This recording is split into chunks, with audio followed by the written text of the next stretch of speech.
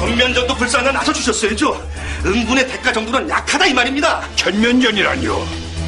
아니 그렇게 북한을 장악해서 얻는 게 뭡니까? 승리죠. 솔직히 이 전쟁 3일, 딱 3일이면 이겨요. 미국과 같이 딱 북한 핵시설만 벙커버스터 폭탄으로 부시면요. 벙커버스터는 이미 북한에서 대비했고요. 부신다 해도 그 방사능 낙진 때문에 남북이 둘 다 체르노빌 되는 거죠.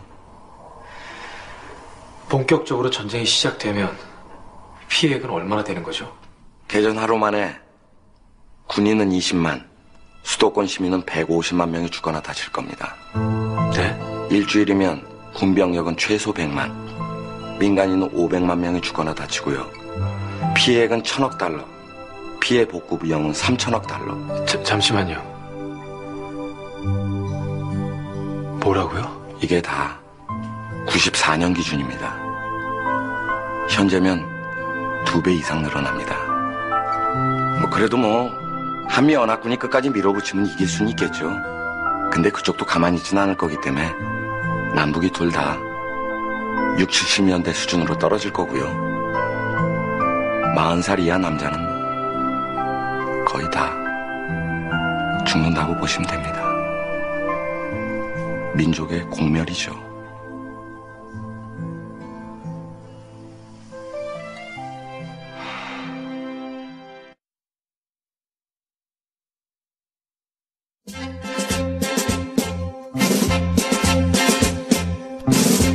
생방송 애국전선. 구름이 간다 하늘도 흐른다 비 끓는 용사들도 전선을 간다 빗발치는 포탄도 연기처럼 헤치며 강 건너 들을 질러 밖으로 간다. 무너진 이 프로그램은 방송심의위원회의 심의 규정을 준수하지 않습니다.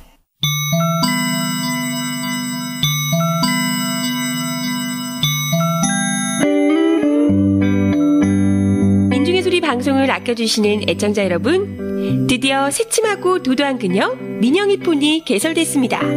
애국전선을 비롯해 민중의 소리 다양한 방송들에 대한 의견이나 응원 멘트를 민영이에게 보내주세요. 010-2827-7171 010-2827-7171 카톡 아이디는 민영이야 MIN02YA 민영이야입니다. 각하와 그네 언니에겐 까칠해도 애청자 여러분께는 더없이 다정한 민영이가 다양한 이벤트 및 방송 정보 소개는 물론 때때로 달콤한 음성 메시지도 전송합니다. 010-2827-7171 여러분의 많은 참여 부탁드려요.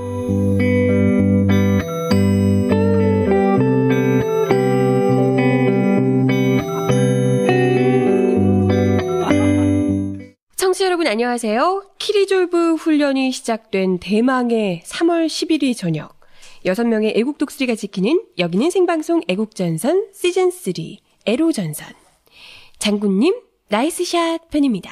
안녕하세요. 안녕하세요. 안녕하세요. 반갑습니다. 네, 이렇게 근데 발랄하게 장군님 나이스샷 이런 거 해도 돼요? 지금 분위기가 이럴 때가 아닌 것 같은데. 미친놈들. 진짜 어이가 없어서. 전쟁 나기 전에 즐겨야죠. 전쟁 안 나는 게 확실하죠. 아, 그런 거예요? 전쟁 날 거면 장군들이 골프나 치러 다니겠어요. 장군들인 거예요? 그 골프 치는 분들이? 때로 몰려다니면서. 아마 골프공에다가 뭐 핵탄두 같은 거를 장치를 해갖고 그 평양 타격하려고 골프공으로 다 선제 타격한 건가요? 선제 타격. 네. 그쪽으로 쳤을 거야 아마 지금 그 홀인원. 선제 타격. 홀인원 하려고. 제가 보니까 뭐 국방부 장관께서 손자병법을 300번 읽고 그러니까 고전 전쟁의 대가시잖아요. 300번이나 읽었으면은. 그러니까 이제 우리 전쟁도 고전적으로 하자. 돌 던지고 막대기로 치고 돌. 아 골프공으로. 연습하러 간 거 훈련하러. 네. 전통적으로 자치기란 게 있잖아요. 자치기. 뭐 그런 거 하는 거지. 조선시대도 그랬을 그러니까 거예요. 북한에서는 핵미사일 날라오는데 여기서 골프 치고 있어요. 참 전통적으로 그런 일들이 종종 있었던 것 같아요. 항상 이제 무슨 안보 위기에 군 장성들 골프 치고 웨이브. 아니 뭐 지금 대표적인 지금 병관이 형. 예, 국방장관 내정자께서 네. 연평도 터졌는데. 그렇죠. 일본 여행 가셨다고. 온천 가서. 온천 갔어요, 온천. 전쟁 나기 전에 빨리 갔다 와야 된다. 이게 장관님 내정자께서 모범을 보이시니까 서로들 잘 보이는 거구나 이게. 야. 군대에서는 그런 게 중요해요. 네. 실제로 지금 그 골프를 치신 게 언제인 거죠? 지금 주말 동안 그런 거죠? 아, 그러니까 토요일 그렇죠, 날씨 주말 좋았잖아요. 동안. 토요일 날. 근데 골프를 안 칠 수가 없는 날씨였지. 봄 날씨. 그러면은 요거를 좀 알 수가 있어요. 왜 우리 군 장성들께서 골프를 치거나 외유를 가시고 그 다음에는 무슨 일이 일어난다. 그게 뭐 천안함 전후로도 골프 치시고 연평도 포격 전후로도 뭐 하시고 계속 뭐 하시고 하니까 요분들의 동선을 확인하면 한반도의 미래를 예측할 수 있지 않을까. 이건 또 뭘 모르는 얘기예요. 상당히 재밌는 분석이에요. 아니 매주 골프 치러 가기 때문에 매주 한번 하는 거야. 네. 매일 가셔. 예. 밤에도 가세요. 나이트 게임 하러. 네, 사실 오늘 우리가 이렇게 웃으면서 즐길 만한 내용은 아니고요. 이게 너무 심각한 상황인데요. 그래서 오늘 또 전문가 분을 특별히 모셨습니다. 그동안 애국전선에서 대체 디테일 다 어디 갔냐 이렇게 하셨는데 오늘 디테일을 제대로 살려주신 전문가. 예전에 여러분 목소리 들으시면 기억을 하실 거예요. 저희가 강정마을에서 제주도? 직접, 제주도 강정마을에서 직접 내려가서 뵀던 우리 김종일 선생님이신데요. 이번에 평화통일 여는 사람들 신임 대표로 또 예, 지난주 금요일 총회를 하고 네네. 서울평통사 공동대표를 맡아서 앞으로 3월 말부터는 본격적으로 서울에서 활동을 하게 될 것 같습니다. 네, 이제 대표님을 모시고 우리 같이 애국전선 오늘 장군님 나이스 셰프는 함께하게 됐습니다. 축하드립니다. 네, 축하드립니다. 네, 반갑습니다. 네. 제목하고 그 게스트가 격이 많네요. 대표님, 장군님. 좋네. 나이스 샷. 골프 좀 치시나요? 전혀 못 칩니다. 근데 군인들은 골프 치러 다니고, 네. 예, 시민들은 전혀 안 치고. 모르죠. 완전 거꾸로 됐죠 지금. 근데 강정마을 때 뵀던 때보다 훨씬 더 살이 너무 많이 빠지신 것 같아요. 예. 안타깝지만 작년 대선에 네. 정권 교체 실패하면서 강정 주민들이 굉장히 지금 힘들어했어요. 특히 바로 선거 결론이 난 20일 그 이후부터 밀렸던 재판들을 좀 일괄적으로 하고 있는데 과거 한 10만 원 정도의 경범죄 처벌받는 이런 사람들이 지금 300만 원, 400만 원 판결을 받고 그다음에 6개월, 8개월 합산해봐야 구형을 1년 4개월 받은 양윤모 선생 같은 경우는 오히려 1년 6개월 실형을 선고받아 법정 구속되는 등 지금 아주 난장판이 되고 있습니다. 그럼에도 굴하지 않고 어쨌든 주민들 꿋꿋하게 버티고 있는데 이 시간에도 많은 시청자들 우리 강정 주민들을 위해서 같이 마음을 힘을 좀 모아주시기 바랍니다. 정말 그 이후로 또 어떻게 되고 있나 궁금하신 분들 많으셨을 텐데 참 이게 그 탄압이 어느 한 곳 벗어난 곳이 없네요. 이게 그러기도 하고 끝나자마자. 제 경험에 기초해 본다면 이명박 때보다 훨씬 더 지금 심각하다. 이런 것을 우리 이제 국민들이 머지않은 시기에 저는 곧 실감할 수 있으라고 봅니다. 네. 그렇죠. 피부로 느끼는 게 좀 많이 다르네요. 그러게요. 그러면 그 구럼비 그 해안의 해군 기지 건설은 지금 현황 진행 상황이 어떻게 되는 거예요? 지금 뭐 24시간 공사를 강행을 하고 있고 뭐 모든 이제 법 자체를 무시하고 공권력을 앞세워서 지금 용역 깡패들 동원해서 지금 진행을 시키고 있습니다. 거기에다가 작년 연말에는 대선 끝나자마자 과거 지금 이 제주도민들을 제주 행기지 문제로 완전히 혼란을 분열을 조장했던 그 당시 송무진 소령이 해군기사업단의 대령으로 복귀를 해서 다시요. 지금 공작팀들 데리고 와서 여러 가지 지금 주민들도 분열하는 공작들을 총체적으로 지금 하고 있는 상황입니다. 또 양주 싸들고 돌아다니나요? 이제는 아주 노골적으로 이제 과거에는 회유에 조금 신경 썼다면 이제는 협박 기조로 일관되게 지금 가는 것이 아니냐 이런 생각을 해서 레이디 가가 시대에 제일 힘드신 분들이실 것 같아요. 강정마을 주민분들. 그러게요. 특히. 이 힘든 시기에 또 특히나 평화 통일을 여는 사람들이 대표로 또 더 힘드시려고. 뭐 어쨌든 저도 덕분에 작년에 국정원 탄압도 받았습니다만 서울지원 공안부에서 저를 대선 직전에 조사 소환을 하겠다고 그러는 걸 제가 거부를 했더니 예. 제가 착잡하게 대선 패배 새벽까지 보고 바로 그날 20일 날 예. 공원배 출석을 해서 예. 전 평통사 활동 일체를 지금 이적 활동으로 좀 몰아가는 국가법법 탄압을 받고 있습니다.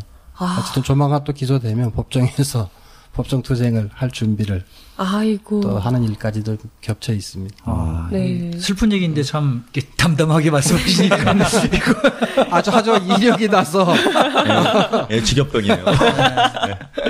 그러기도 하고 뭐 지금 소환이 뭐 수십 건 걸려 있는데 지금 경찰 소환은 일체 제가 불응을 하고 있습니다. 네. 애국전선 내용 없다고? 그럼 내용 꽉 찬 부킹 정치를 듣던가. 김갑수의 부킹 정치. 참 정말 뭐 우리 안팎으로도 전쟁 얘기하시는데 대표님께서 거의 뭐 하루하루를 전쟁처럼 치르고 계시는 것 같아요. 저는 뭐 오히려 좋다고 봐요. 예, 오히려 이명박 때는 엄포를 초기부터 나왔는데 이게 한 2, 3년 끌다가 네. 말년에 가서 이제 한 4년 차에 하느라고 제대로 못했는데 그래서 이제 본질을 밝히는데도 적지 않은 시간이 걸렸는데 예. 저희 박근혜 정부 네. 같은 경우에는 특히 한미동맹을 전쟁, 침략동맹으로 강화하는 추세가 보통이 아닙니다. 심각합니다. 그래서 그런 것이 이번에 아마 키리졸브 독수리 훈련에도 네네. 반영이 돼서 나타나는 것 같은데 그런 것들을 국민들이 소상하게 알게 된다면 박근혜 정부의 실상을 적나라하게 보게 네. 되면서 어쩌면 더 이명박 정부 이상으로 네네. 또 오히려 이제 취임 초기부터 어려움을 겪는 네. 상황이 올해 네. 안에도 있을 수 있다. 그렇지 않아도 뭐 조짐이 있습니다. 예. 네, 그렇습니다. 저희 민중의 소리 같은 경우 밥줄을 죄더라고요. 몇 안 되는 밥줄을. 네, 뭐 다들 먹는 거 마찬가지일 갖고 것 말이에요. 같은데. 오늘 보니까 뭐 그 여성들의 치마 길이도 탄압을 한다고. 맞아요. 네. 노출 금지법. 그렇죠. 네. 벌금 내긴다 5만 원짜리. 대표적으로 독재 스타일로 정말 돌아가는 것 같아요. 네, 그렇죠? 오늘 안 나왔어요. 이런 거는요. 제가 또 전문가적 입장에서 이것도 깨는 방법이 있습니다. 어떻게 해요? 이 범여성적으로 노출 투쟁을 해야 돼. 이거 괜찮다. 에로 투쟁. 그러니까 그 얘기 들으면서 제일 먼저 노출에 이게 노출이 주관적이잖아요. 그렇죠. 잣대가. 그러니까 다들 노출 심하게 하면 이제 벗기 전에는 뭐 노출이 아닌 그 거죠. 유명한 종북주의자도 한 분 계시잖아요. 그 실행이 언니. 낸실행. 뭐 이렇게 해서 같이 연대 투쟁을 하는 거예요. 그러게 제일 먼저 들어가시겠네. 그 뭐 여름에 낸실행 씨는 하루에 5만 원씩 내야 되겠다. 아니 이효리 씨가 가수 이효리 씨가 트위터에 글 남겼다고 하더라고요. 노출 금지법 뭐 관련해서 난 죽었다. 이렇게. 아니 이제 이효리도 종북이네. 뭐 소녀시대 오늘 영일이 형님 못 오셨는데.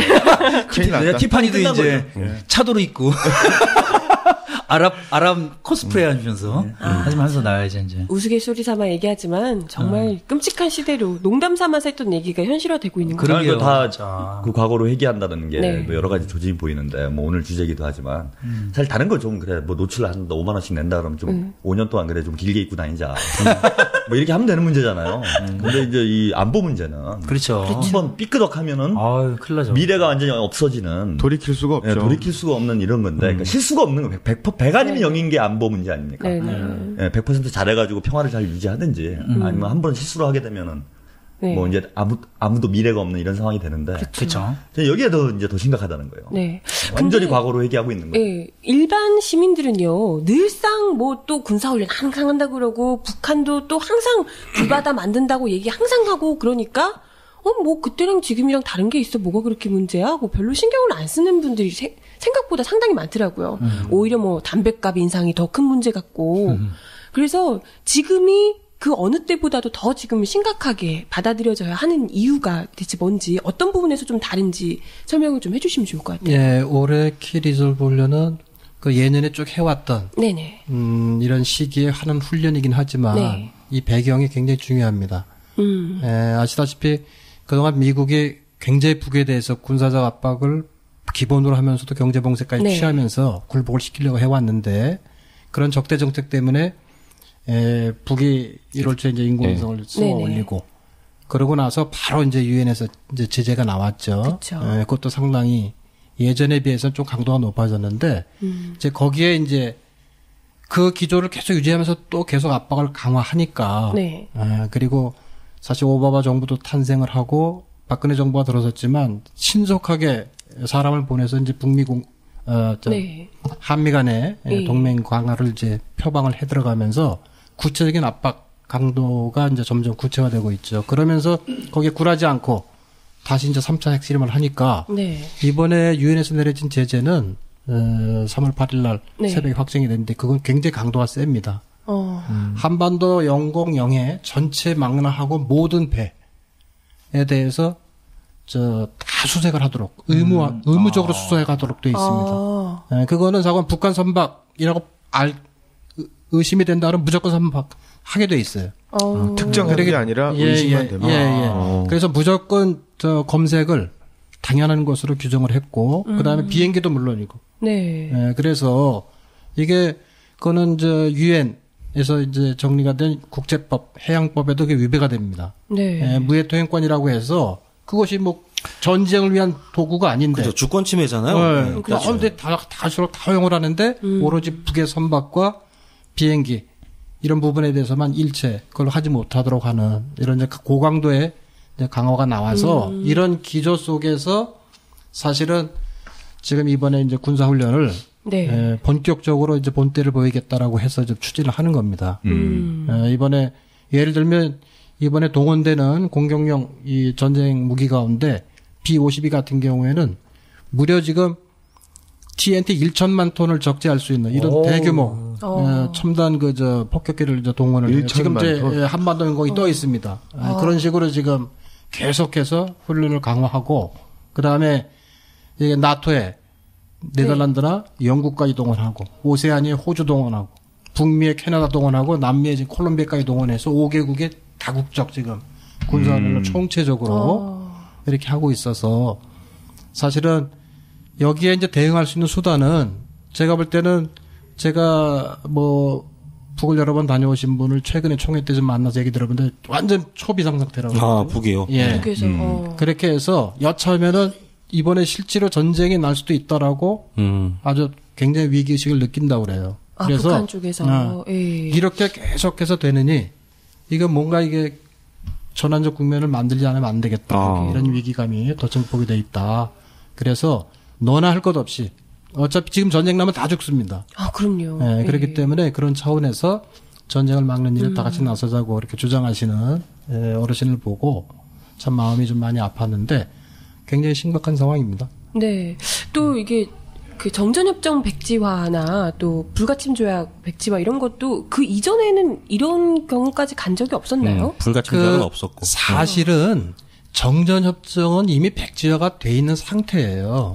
그거는 이제 미군 당국하고 남쪽 당국에 의해서 이미 사실상 백지화됐습니다. 왜냐하면 정전협정에 보면은 외국에서 더 무기를 들여오거나 여기서 이런 것들이 금지하게 돼 있습니다. 정전협정상에서. 네, 그래서 58년도만 하더라도 북에 남아있던 중국군은 다 철수를 시켰거든요. 그 다음에 16개국 유엔군이라고 하는 15개 나라 다 철수했습니다. 근데 유엔군 깃발 가지고 용산에서 지금 유엔군 깃발 내세우고 미군이 사실상 주둔하고 있는 거고. 그렇죠. 네, 그 다음에 첨단 무기들을 계속 우리한테 강압적으로 구매를 요구를 해서 매년 수조 원씩 그 무기를 사들여가면서까지도 지금 첨단 무기가 전쟁 무기가 지금 한반도에 배치되고 있는 거기 때문에 실제로 정전협정을 무력화시키는 행위를 누가 했느냐? 바로 미국이 주도적으로 정전협정 체결 이후에 60주년이 되는 이때까지 지금 하고 있으면서 점점 한반도 상황을 전쟁 상황으로 몰아가고 있다. 여기에 이제 분노한 거죠. 그래서 그렇게라도 북이 지금 자위권을 행사하겠다는 의지를 저는 이제 우리가 좀 새겨드릴 필요가 있고 물론 이제 과거에 이제 김정일 국방위원장이 이제 살아 계셨을 때 90대 이제 중후반인데 그때 김일성 주석이 물었습니다. 김정일 국방위원장한테. 미국하고 전쟁을 계속 남쪽은 1년에 전쟁 연습만 10개월을 하는데 그것도 각종 이름 모를 연합연습만 한 50종류 이상을 하고 있는데 그런데 그런 미국과 싸워서 누가 이겼느냐고 얘기할 때 김정일 국방위원장이 그렇게 얘기했습니다. 전쟁에서 우리가 집니다. 그러나 우리만 죽지 않습니다. 다 죽습니다. 이렇게 얘기를 했어요. 그러니까 비장한 이제 결의를 그 자리에서 밝히면서 그때 당과인민들이 더 일심단결이 됐다라고 하는 이런 이제 비화도 있습니다만은 어쨌든 굉장히 심각한 상황이다라고 네. 하는 것을 국민들이 이번 훈련의 그런 특이성을 1년의 북에 인공위성 실험이나 3차 핵실험이나 이후에 따라오는 아주 네. 고강도로 지금 강도가 실질적으로 세진 상태에서 진행이 되고 있다는 것을 꼭 염두에 두시면 좋을 것 같습니다. 근데 오늘 뭐 정제협정이 사실상 무력화는 돼 있지만 그 기본적으로 이제 뭐라 그럽니까 이 평화 체제, 평화 상태 체제는 아니죠. 예, 평화 상태를 그 지탱해오는 이런 법률적 장치로서 기능을 했는데 그거는 이제 뭐 미국에서 어기건 뭐 한국 쪽에서 어기건 간에 북한은 그걸 뭐 인정을 하는 상황은 있었던 거 아닙니까? 그렇죠. 일관되게 인정을 해왔고 그래서 그것에 기초해서 정제협정에서 요구한 대로 평화협정 논의를 하도록 돼 있거든요. 정제협정 상에는. 네. 그걸 계속 요구를 해왔죠. 그래서 54년도 4월에서 6월까지 거의 한 50일 가까이 논의를 했고, 물론 이제 그건 주한미군 철수 문제 때문에 미국하고 남쪽이 받아들이지 않아서 이제 거부가 됐고, 그 다음에 90년대에도 두 차례나 북미 간에 이제 평화협정 논의를 했었어요. 근데 이제 실패를 했죠. 제일 큰 변수가 이제 어쨌든 이게 주둔 미군은 미군이 아니다. 우린 유엔군의 이름으로 있는 거다. 이제 이런 이제 말도 안 되는 궤변을 늘어놓으면서 끝끝내 네. 미군 철수를 이제 미국이 거부하고 있기 때문에 또 거기에 이제 종속적인 우리 한국 정부 같은 경우에는 바지가랑이 잡고 좀 미군이 더 있어야 된다. 그렇죠. 최근에는 뭐 잘 아시겠지만 전시작전 통제권도 우리가 행사해서는 안 된다. 네. 이명박 정부 때 뭐 한 3년 유보시키고 네. 박근혜 정부 지금 취임하기도 전에 인수위 시절부터 대폭 지금 전작권 문제 다시 재검토해야 된다 이런 얘기들이 나오는 것처럼 그렇게 따라가고 있는 추세를 우리가 알 필요가 있습니다. 아 그러니까 미국 쪽에서는 뭐 예전부터 정제협정을 사실상 뭐 무시하는 듯한 이런 행동을 해온 거고 그래서 북은 그나마 좀 인정을 해오고 있었던 건데 오늘부로 정제협정이 백지화를 선언해 버린 상태 아닙니까? 그러면은 정제협정이 없으면 지금 전쟁 상태가 됐다라고 봐야 되는 건가요? 그렇죠. 정전협정은 전쟁을 잠시 쉬고 평화 체제로 가기 위한 준비 과정으로 이제 성립을 했는데 물론 정제협정 체결되고 60년이나 지속된 나라는 없습니다. 그게 심각합니다. 전쟁 쉬는 걸 60년 동안 쉬는 건 그리고 올라가겠네. 수전도 아니고. 베트남 전쟁 같은 경우는 정제협정이란 단계가 없이 바로 평화협정을 체결해서 미군이 철수하고 이렇게 해서 이제 그 베트남 공화국이 이제 탄생을 하게 된 건데 그런 절차도 없이 바로 가기도 하는데 네. 전쟁을 잠시 쉬는 상태 이거를 그나마 이제 현상만 유지하면서도 기회를 보면서 계속 평화체제로 가기 위한 논의를 했었어야 되는데 네. 그 논의가 이제 방기됐을 뿐만 아니라 오히려 이제 전쟁으로 아예 북을 싹 없애버리겠다. 네. 이번에 그 작전계 5027의 훈련 목표 그렇게 나오거든요. 완전히 저 북핵을 경멸하고 북정권 제고해서 통일 여건 조성한다. 이건 사실은 전쟁으로 북전 통일하겠다는 거거든요. 네. 그렇기 때문에 그러한 입장으로 계속 강화를 시키고 있기 때문에 이런 상태에서 우리가 전쟁을 잠시 쉬면서 정전 상태를 유지하는 것 이게 무슨 의미가 있냐 현실에서. 그렇다면 우리는 이건 무시한 채 우리도 단호하게 우리 입장을 가지고 거기에 대처해 나가겠다라고 하는 이제 북의 의지가 정전협정 사실은 포기 선언 네. 또는 불가침 무력화 선언 이런 것을 이제 주장하는 결의로 나타나는 것이다 이렇게 이해하면 될 것 같습니다. 그럼 개전을 한 건가요 법적으로? 그러니까 정제협정이 서로 다 양방이 다 이제 무시하거나 백지화한 상태라면은 법률적으로 지금 한반도 상황을 정의를 할 때 지금 이 개전이 된 상황으로 볼 수 있는 겁니까? 그럴 개연성이 있는 거죠. 왜냐하면 전쟁 중인 거다, 정전협정을 준수하지 않겠다라고 하는 그런 입장을 표명하기 때문에 그렇다면 언제든지 전쟁을 할 수도 있는 거. 난 사실상 전쟁을 염두에 두고 올해 한번 좀 하는 게 아니냐. 이거는 좀 미국 내 최근의 모순하고도 이제 관련이 돼 있는 건데 미국이 굉장히 지금 국방 군사적으로 위기에 지금 처해 있거든요. 최근에 아시겠지만 그 시퀘스트가 발효가 돼서 7개월 만에 850억 불을 지금 줄여야 되는데 그 가운데 460억 불이 국방비예요. 우리나라 1년치 국방 예산도 지금 엄청난데 그 1년치 국방 예산의 거의 1.5배, 2배 가까운 예산을 이 7개월 안에 줄여야 되는 거예요. 그러니까 우리나라 국방 예산의 1.5배를 없애야 되는 거죠. 그렇기 때문에 지금 미국은 지금 국방부 난리가 났습니다. 그러면은 그러다 보니까 이번 훈련에도 여러분들의 교묘하게 돈이 없으니까 그래서 처음으로 올해 우리 합동참모본부가 이 군사작전을 주도한다. 자기네들은 지원만 한다. 이런 식으로 발표만 거예요. 왜냐하면 이게 군사 훈련하게 되면 네. 돈 대야 비용이 되니까. 엄청납니다. 밥 먹는 것만 해도 네. 없는데. 그렇죠. 그렇기 때문에 그런 거에 대해서는 자신들이 이제 사실은 이제 한국 정부나 이런 이제 관련 동맹국들에게 떠넘기기 위해서는 이런 이제 계략도 네. 거기에 있는 것이다 이렇게 좀 보여집니다. 아, 훈련하려면 돈 많이 들어요. 그러면 골프도 쳐야 되고.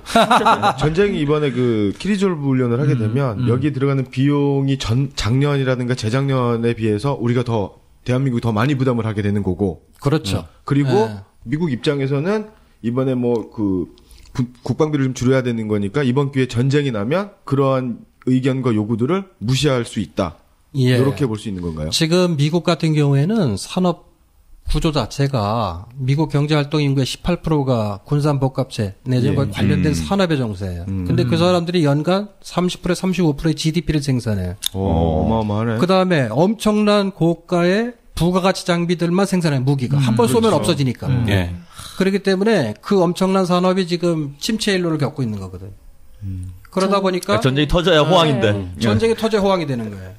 그래야 세금도 많이 내고.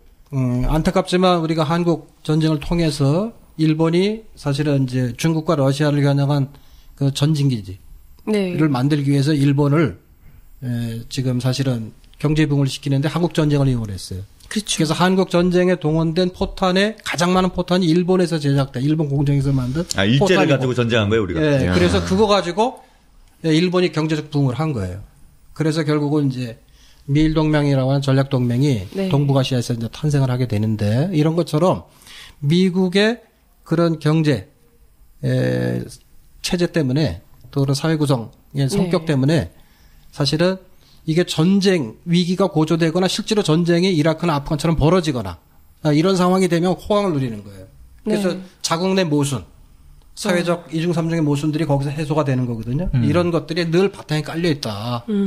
그래서 아마 시청자들 그렇게 생각하시면 됩니다. 지금 2차 대전 이후에 전 세계에서 일어나는 전쟁치고 크고 작든 그 전쟁치고 미국이 개입하지 않은 정책이 전쟁이 없습니다. 그렇죠. 네. 그런 걸 명확히 아시면 왜 그들이 왜 저렇게 전쟁을 추구할까? 이런 것들을 우리가 속속들이 그러면은 이해할 수 있을 것 같습니다. 또 만약에 한반도에 터졌다 그러면 뭐 미국의 이런 군수 업체들도 돈을 많이 벌겠지만은 일본도 제2의 또 특수로 그렇죠. 네. 일본도 지금 굉장히 어렵지 않습니까? 어렵습니다. 실제로 제가 작년에 이왁군이 국제연대집회 11월 말에 갔다 왔는데 가서 보고 깜짝 놀랐어요. 그 나고야에 갔더니 네. 좌우간 그 일본의 미쯔비시 중공업이 여러분들 생각하시면 뭐 좋은 기계들 만들고 이렇게 해서 마치 경제 발전에 크게 도움이 돼. 거기서 제일 잘 만드는 게 군사무기입니다. 그죠? 네. 그래서 첨단 지금 무인 항공기라든지 공중급유기라든지 그다음에 첨단 지금 전 현대전을 치르는 데서 꼭 필요한 첨단 공격형 장비들을 그 미쯔비시 중공업에서 지금 만들고 있거든요. 그 일제 때부터 전범 기업 아니에요? 거기가? 그렇죠. 예. 그래서 그런 식으로 하는데 경제가 너무 어려우니까 그 지역의 주민들, 실업자들을 고용하다 보니까 거기에 고용이 일정하게 되니까 그것 때문에 사실은 이게 문제 제기를 좀 별로 강력하게 못하는 것 같더라고요. 그게 미국 안타까운데 주민들, 일본 주민들도 이거 호구지책이 우선되다 보니까 그래서 상당히 일본이 지금 군사 대국화를 치닫고 점점 우경화되는 그렇죠. 이런 추세에 대해서 지금 범국민적인 여론 조성은 아직 좀 그것 때문에 좀 미미한 게 아닌가. 상당히 그런 어려움들을 저한테도 직접 일본 평화운동가들이 많이 호소를 해서 제가 그 현실을 좀 더 정확히 보고 왔습니다.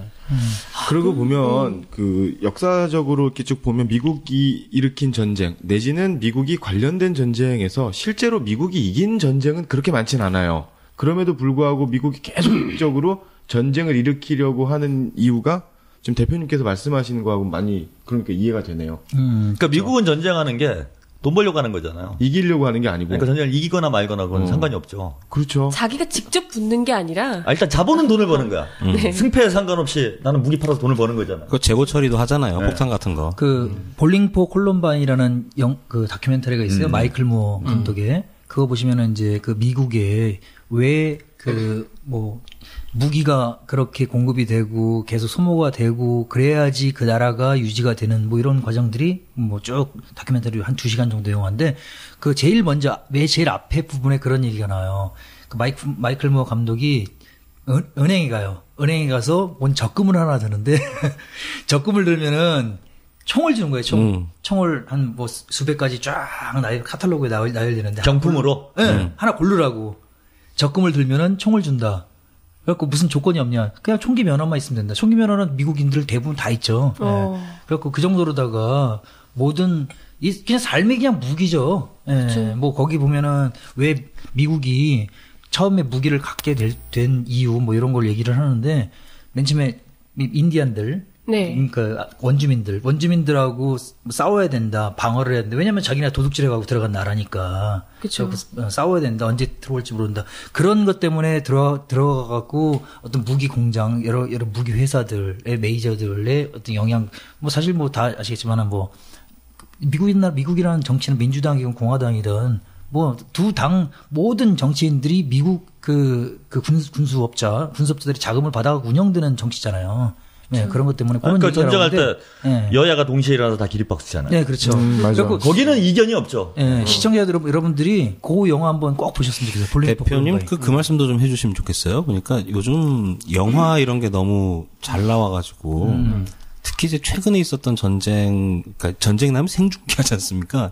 그게 아마 이라크전인 것 같은데. 걸프전. 그렇죠. 보면 이제 공군이 쭉 날아가가지고 그 요점을 타격하고 그 다음에 지상군이 이렇게 들어가거든요. 그래서 그 보통 사람들이 생각할 때 한반도에서 만약에 전쟁이 난다면 북은 쑥대밭이 되고 아니 뭐 우리 집은 괜찮겠지 뭐 이렇게 생각하기 쉽단 말이에요. 뭐 쉽게 예를 들면 뭐 서해 천안함이나 아니면 연평도에 포가 떨어져도 뭐 그런가 보다 이러고 넘어가지 않습니까? 설마 전쟁 저는 그거 보고 굉장히 깜짝 놀랐는데 미국이 싹 혹시 뭐 그런 어떤 뭐 시뮬레이션이나 데이터 같은 게 있나요? 만약에 이제 남북이 전쟁이 나게 된다 이러면은 뭐 어떻게 된다 뭐 이런 게 있습니까? 있습니다. 그것이 그동안은 이제 군사 비밀로 공개가 안 되오다가 처음으로 1990년도에 동아일보에서 보도를 한 바가 있어요.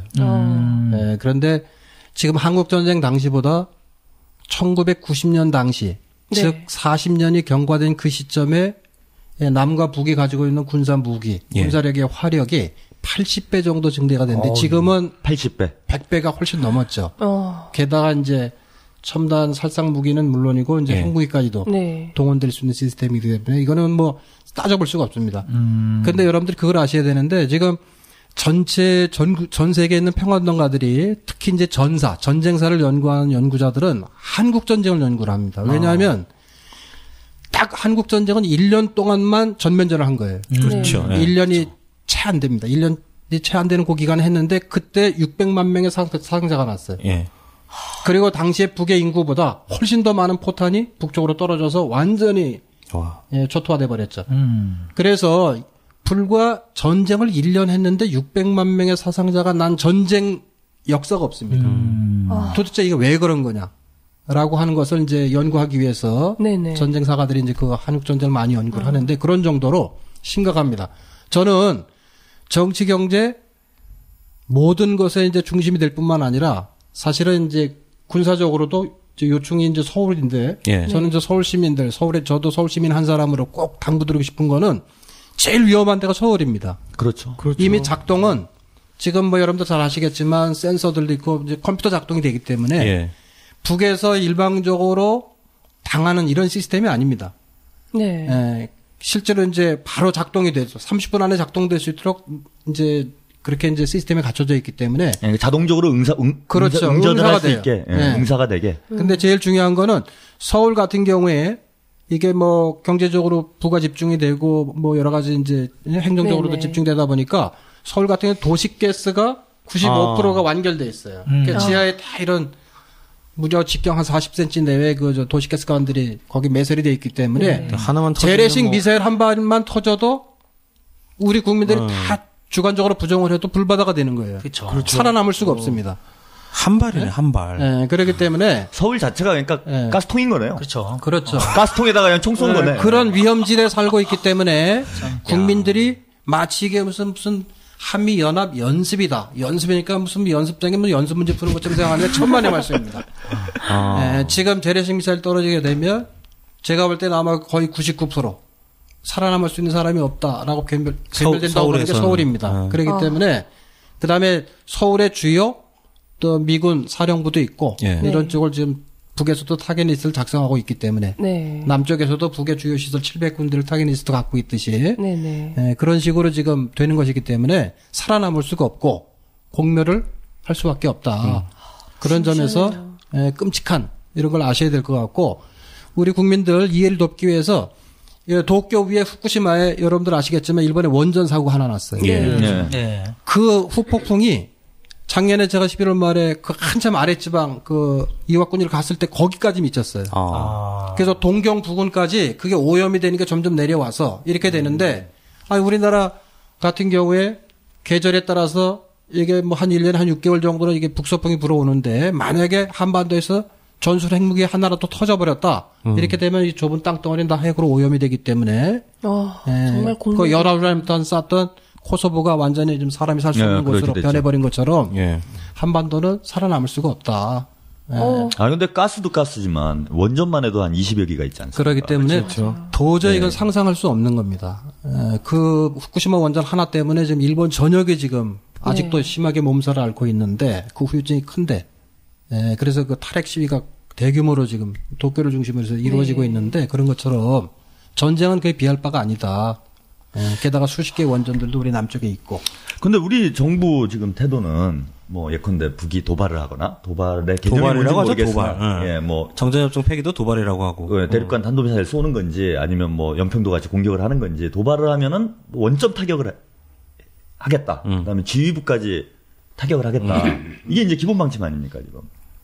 예, 그거는 뭐 당연한 건데요. 왜냐하면 지금 키 리졸브 독수리 훈련은 작전계획 5027이란 전면적 미국이 이제 수립한 작전계획에 따라서 움직이는데 거기에는 세 가지 전략 목표가 있습니다. 이 뭐냐면 아까도 말씀드린 것처럼 북한군 괴멸, 북의 군대를 다 없애겠다는 거고, 그 다음에 북정권을 재개하겠다는 거고, 그 다음에 그래서 통일여건 조성하겠다 이런 겁니다.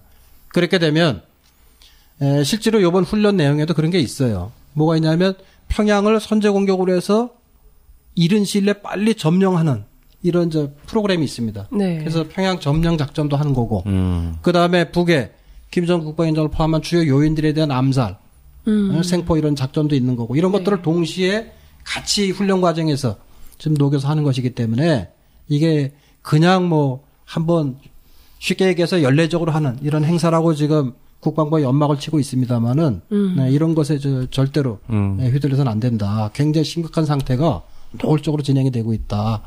그다음에 작년까지 진행해왔던 키졸브 독수리 훈련 또는 을집 뭐 프리덤 이런 가디언 훈련하고는 좀 차원이 다르게 이번에 진행이 되고 있음을 우리 국민들이 정확하게 인지를 하셔야 됩니다. 그리고 하도 많이 한국은 전쟁 연습, 군사 연습이 아주 해왔던 나라라 어떻게 보면 이제 특히 서울 도심권에 사는 사람들은 눈에서 보이질 않으니까 못 느끼는 것 같은데 천만의 말씀입니다. 지금 이번에 동원되는 미사일 장구이만 하더라도 이게 최소한 사정거리 1000km까지 동원되는 것이 그대로 그냥 총동원돼서 지금 진행이 되는 거기 때문에 한반도 전역 어디에도 무사하지 못한다. 그런 것들을 꼭 알고 한 0.1%의 전쟁 가능성도 제거할 수 있도록 우리 국민들이 합심해서 이렇게 해야 됩니다. 사실은 국민들 굉장히 두려워하고 있습니다. 저희가 살고 있는 동네만 하더라도 이것저것 좀 비상식량이라 할 수 있는 이런 라면 같은 거, 라면 이런 사재기도 일부 서민들 가운데 일어나고 있고 이런 정도로. 벌써 시작됐나요? 그럼요. 빨리 끝내고 슈퍼를 가야 돼. 또 94년 정도에 이제 그때도 한참 전쟁 위기가 고조됐었던 것 같아요. 국민들만 몰랐고 지도부들은 알고 있었던 걸로 나중에 이제 밝혀지는데 그때하고 지금하고 비교하면은 수위가 어느 정도입니까? 지금 그때는 뭐 공식적으로는 이제 그 91년도부터 남쪽에서 이제 핵무기를 철거하기 시작해서 뭐 사실은 다 철거했다 이제 했던 시기가 이제 그때쯤인데 그래서 아주 공격적인 이런 계획을 그때 상당히 조심스러워 했던 거예요. 그리고 실제로 팀스피리트 연습이 94년도에 이게 북핵하고 이게 대화 기조로 돌아서면서 그걸 중단했거든요. 그때 잠깐 중단됐었어요. 근데 그 전까지 이제 굉장히 심하게 했지만 그러나 지금처럼 미리 선제 공격, 뭔가 예상되는 징후만 보여도 미리 선제 타격을 해서 저쪽을 아예 없애버리겠다. 징후만 보여도? 이런 식의 작전 계획은 아니었거든요. 그런데 핵무기까지 동원돼서 구체적으로 이제 선제 공격 작전 계획들이 수립이 돼서 본격화된 거는 이제 2000년 초반부터니까 그때부터 사실은 심각해졌다 이렇게 볼 수 있죠. 아, 그럼 북한의 공격 징후가 보이면은 핵무기로 공격한다라는 것까지 그렇죠. 핵무기도 포함돼 훈련 계획에 포함이 돼 있는 거예요. 예. 그럼 핵무기를 무조건 쓰는 거네. 당연히 쓰는 거죠. 실제로 뭐 아무리 한미 연합 당국에서 군 당국에서 뭐 핵무기 다 철거했다고 얘기하지만 열화 우라늄도 전술 핵무기거든요. 그렇죠. 그다음에 이제 미군들이 등에 메고 있는 핵배낭도 사실은 전술 핵무기. 예, 뭐 파괴력이 뭐 일본의 뭐 나가사키 이런 데 떨어졌던 거에 비하면 뭐 부족한 떨어지긴 해도 그게 엄청난 무기들이거든요. 왜냐하면 2차, 3차 피해들이 커지는 무기가 바로 핵 관련 무기이기 때문에. 그런데 그런 것들을 가지고 있으면서 그걸 가지고 버젓이 훈련을 같이 하고 있기 때문에 그리고 뭐 스마트 순항 미사일이라든지 뭐 얼마든지 지금 동원해서 하고 있기 때문에 거기에 아니 미국이 수천 개 가지고 있는 핵탄두만 장착하면 핵무기로 되는 거예요. 딴 게 아닙니다. 그런 순항 미사일 앞에 핵탄두에 그것만 붙이면 되는 거기 때문에 어려운 게 아니다. 그래서 그런 훈련들을 하고 있는 거고 그래서 국민들이 좀 더 경각심을 가져야 된다. 네. 근데 우리 일반적으로는 그런 생각들이 많으신 것 같더라고요. 뭐냐면 미국이 세계에서 핵무기가 제일 많은 나라고 힘이 제일 싼 나라고 뭐 미국한테 뭐 덤비는 나라가 없잖아요. 그렇죠. 네, 근데 뭐 북한 뭐 또 저러다 말겠지. 뭐 입으로 그냥 뭐 좀 세게 나오는 거지. 또 뭐 매년 훈련하니까 또 훈련 때마다 이런 좀 서로 공방은 있잖아요. 그랬죠. 공방은 있어 왔지만 설마 올해처럼 충돌이 발생하겠냐. 나오긴 처음이죠. 또 저러다 말겠지 대화하겠지 뭐 이런 인식을 많이 가지고 계신 것 같아요. 제가 보니까. 네. 그래서 저도 지금 뭐 전쟁이냐 뭐 어쨌든 평화냐 대결이냐 대화냐 이 두 기조가 부딪히고 있다고 봐요. 저는 이제 북이 이제 정전협정도 지금 포기 선언하고 불가피 선언 이렇게 하는 것도 이게 전쟁하자는 취지가 아니라 지금이라도 전쟁을 멈추고 대화하자. 북미 간의 남북 간의 대화를 통해서 근원적으로 지금 이렇게 계속 50년 60년씩이나 좀 불안하게 살고 있는데 이 체제를 좀 전환시켜서 평화 체제로 가자. 이런 거지. 누가 전쟁 좋아할 사람이 누가 있어요. 그렇죠. 그런데 현실적으로는 예컨대 이제 인공위성 쏜 거는 북한에선 정당한 거다. 왜 인공위성 쏘는데 제재를 하냐. 이것에 대한 어떤 그 반대급부로 어떤 보복이죠. 일종의 정치적 보복으로 그렇죠. 실험을 했고. 정치군사적 보복. 그건 이제 제재하지 말라 이런 뜻을 자기들이 이제 요구를 한 건데 또 이제 제재를 했단 말입니다. 그러니까 이제 정전협정을 폐기를 했고. 그러니까 양측 다 지금 서로 물러서지 않는 형국인 거 아닙니까? 그렇죠. 그래서 양쪽에 뭐 한쪽이라도 대화 뭐 박수 이 손바닥 마주쳐야 소리가 난다고 양쪽 다 사실은 대화를 할 생각이 있어야 대화 쪽으로 가는 건데 지금 뭐 미국을 봐도 그렇고 한국 정부를 봐도 그렇고 북한도 봐도 그렇고 뭐 북한은 잘 모르겠습니다. 근데 한국 정부는 생각이 없는 거예요. 아예 무슨 대화에 대자도 안 나오는 이런 형국이고 심지어는 골프 치러 다니지. 뭐 통합진보당 이종희 대표가 뭐 평화적으로 해결하기 대화를 해야 된다. 특사를 보내자 이런 얘기를 했더니 뭐 종북이다 이러고 새누리당 국회 심재철 의원인가요? 그러게요. 예, 뭐 종북 무슨 뭐 북으로 가라 뭐 이런 얘기를 하고 있다라는 거는 나는 대화 자체를 인정하지 않는다 이런 메시지를 보낸 건데. 그렇죠. 그래서 모르긴 해도 저는 우리 국민들이 지금 자꾸 전쟁을 부르짖는 새누리당 의원들 상당수는 좀 군대를 안 갔다 온 친구들로 예상이 되거든요. 방위도 안 갔다 왔어요. 그 방위도. 그렇기 때문에 방위 안 그래요. 실제로 이게 전쟁이 얼마나 무서운지에 대해서 실감을 못할 뿐만 아니라 지금 사실은 이제 허구 이데올로기에 빠져서 마치 지금 한미연합 이 군사력이 엄청 강대하니까 이게 무슨 컴퓨터 무슨 게임 하듯이 쉽게 그냥 일주일 안에 북을 다 TV 보고 있으면 다 점령하는 걸 생각하는데 천만의 말씀입니다. 그렇죠. 지금 북에 비해서 사실은 재래식 무기 준비도 지금 과거 2003년 이라크 전쟁 당시만 이라크가 굉장히 취약했거든요. 그런데도 그게 한 2달 정도 걸렸단 말이에요. 들어갈 때까지.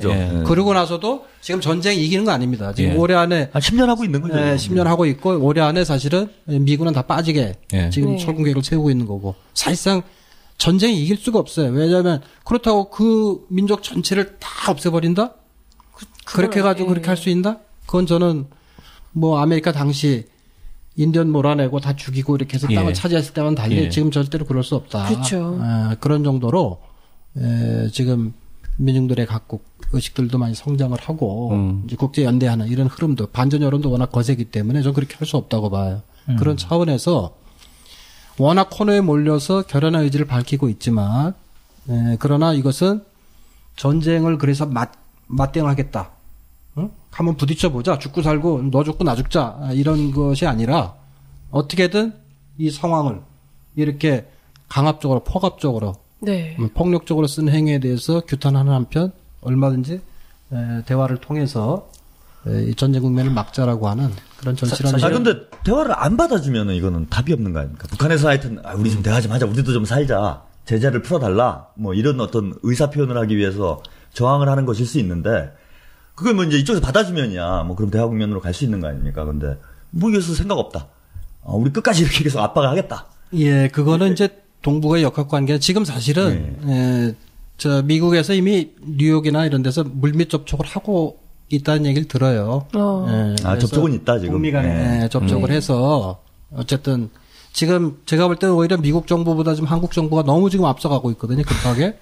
이런 이제 그렇죠. 속도 차이가 느껴지는데. 아니 이명박 정부 때보다 훨씬 빠른 것 같아요. 그러니까 생각이 없다는 느낌이 들 정도로. 그러니까 그렇죠. 북미 간 대화가 진행이 안 되면 한국 정부라도 뭐 나서서 액션을 취하든가, 야 여기까지만 하자라든가, 뭐 물밑 대화라는 게 있지 않습니까? 우리가 요 정도 액션을 취할 테니 니네 그 정도만 해주라. 이렇게 해서 명분만 좀 찾자. 이 정도 얘기만 해도 좋을 것 같은데. 그렇죠. 이 사람들 못 먹어도 고해요. 뭐 그 도발 원점 타격 이게 천안함 때부터 나온 용어인 것 같아 보니까. 근데 국방부는 오히려 신나가지고 막 그런 걸 기자회견하면서 떠들고 이건 제정신 아닌 거 아니냐. 정말 우리나라 정부하고 국방부가 정말 생각이 없는 것 같아요. 제가 볼 땐 어떤 무슨 정치적인 명분 실리를 찾는다기보다. 그냥 싸우면 이길 수 있다는 환상 같은 거 있지 않습니까? 뭐 그런 거에 미국만 있으면 된다 우리는 뭐 이런 거지 뭐. 예. 원래 근데 사냥할 때 사람이 먼저 뛰고 개가 쫓아가지 않잖아요. 개가 먼저 뛰고 사람이 뒤에 가서 잡는 거잖아. 자기들은 뭐 벙커 들어가면 되니까. 보니까 뭐 앞에서 뛰는 게 맞죠 지금. 어차피 자기 자식들은 안 보낼 거고. 뭐 이중적 다. 네. 그냥 다 서민들 일반 그냥. 근데 지금은 난 그냥만 참 생각이 없다라는 게요. 옛날처럼 한국 전쟁 할 때 재래식 전쟁을 하고 이러면은 전쟁 터지면 이제 시간 봐서 도망갈 사람 도망가고 뭐 한강다리 폭파해서 서민들은 다 죽고 뭐 이런 건 가능한데 지금 시작하자마자 뭐 몇 시간 안에 다 서울이 잿더미가 되는 이런 형국에 자기들도 갈 데가 없단 말이에요, 별로. 그렇죠. 지들도 못 가지. 갈 데가 없어요. 그리고 뭐 인천공항까지 가야 어떻게든 외국으로 도망가든지 할 텐데 그 차 막혀서 못 갑니다. 그 어디 언제 갑니까 거기? 아니 지하철. 인천공항 정도면 이게 사거리에 닿지 않나요? 더 가깝잖아요. 그렇죠. 주요 타격 목표가 되겠죠. 그렇죠. 비행기 못 뜬다고 봐야 되죠. 아마 당연히 못 되죠. 우리나라 대한민국 국군이 그 평양의 순환 비행장 타격 목표로 잡듯이 인천공항, 김포공항, 나래도 그렇게 하겠네. 성남공항도 있고. 그렇죠. 자기들은 한국에 안 산다고 이미 딴 데 계시는 거 아니에요 혹시? 그러니까 저는 오히려요 이분들이 뭐 북한이 도발한다, 뭐 네. 북한이 남침을 하려고 그런다 이렇게 말은 많이 하잖아요. 네네. 근데 어떤 확신이 있는 것 같아요. 절대 북한은 절대 그러지 않는다. 북한은 아주 믿고 있구나. 그죠? 그러지 않으면 골프 치러 가실 수가 없잖아요. 그렇지. 그러니까 어제 0시부터 정전협정이 백지화하겠다라고 얘기를 했는데 어제 0시부터는 그럼 전쟁 상태, 기술적으로는 법률적으로는 전쟁 상태가 되는데 군 장선들이 전쟁이 시작되는데 그 골프 치러 갈 마음 생각을 하면 안 되잖아요, 그런 거를. 고급 정보를 가지고 있는 거야, 이 사람들이 먼저. 군인이 아니더라도 일반 시민도 그런 날은 골프 치러 안 가요. 불안하잖아. 그치. 근데 골프 치러 가셨다라는 건 무슨 뜻이냐면 북한은 절대 안 내려온다. 라는 확고부동한 어떤 신념, 믿음이 있지 않고서는 골프를 치러 갈 수 없다는 겁니다. 북한은 진짜 이상한 나라고 위험스러운 사람이라고 그러면 무슨 짓 할지 모르는 거잖아요. 영시가 딱 돼갖고 전쟁업자 없어 그러고 밀고 내려올 수도 있는 겁니다 이제. 그렇죠. 그러면 대한민국 우리 장군님들께서 남한 정부보다 북한 정부를 더 신뢰한다. 확고히 신뢰하는 거예요. 전쟁 안 일으킨다 북한은. 그런 믿음이 있지 않고서야 어떻게 정전협정을 백지화한다라고 공공연하게 얘기를 하고 있는데 골프 치러 갑니다. 그러면 대한민국 육사하고 대한민국 장교들은 다 종북인가? 저는 진정한 종북이라고 봅니다. 레알 종북. 그러니까 맹목적으로 믿는 거죠. 그렇지 않습니까? 아니, 진보 쪽은 걱정을 하잖아요. 북한은 우호적으로 한다고 그래도. 이거 전쟁 나는 거 아니야? 야, 우리가 보수야, 그럼? 막아야 돼? 뭐 평화를 해야 돼? 이렇게 얘기를 하는데, 이 사람들은 확신이 있잖아요. 전쟁 안 난다, 우리는. 평화적인 아이들이야.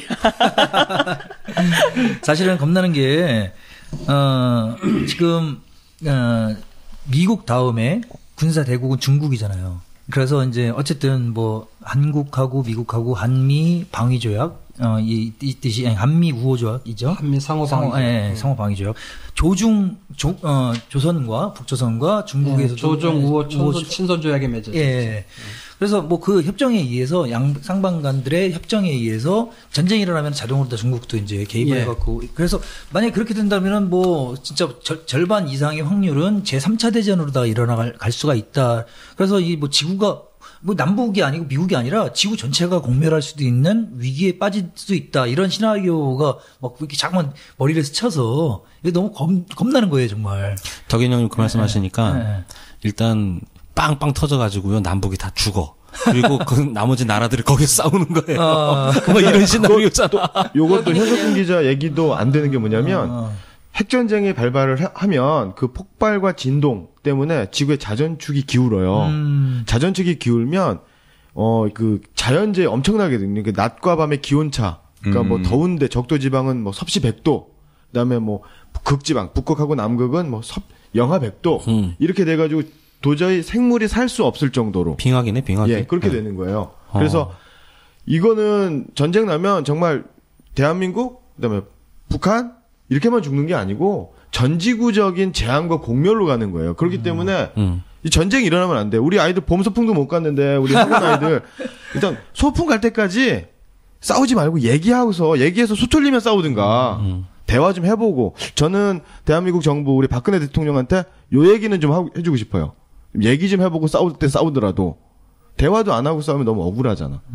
저렴한 땅개들의 수다. 생방송 애국전선.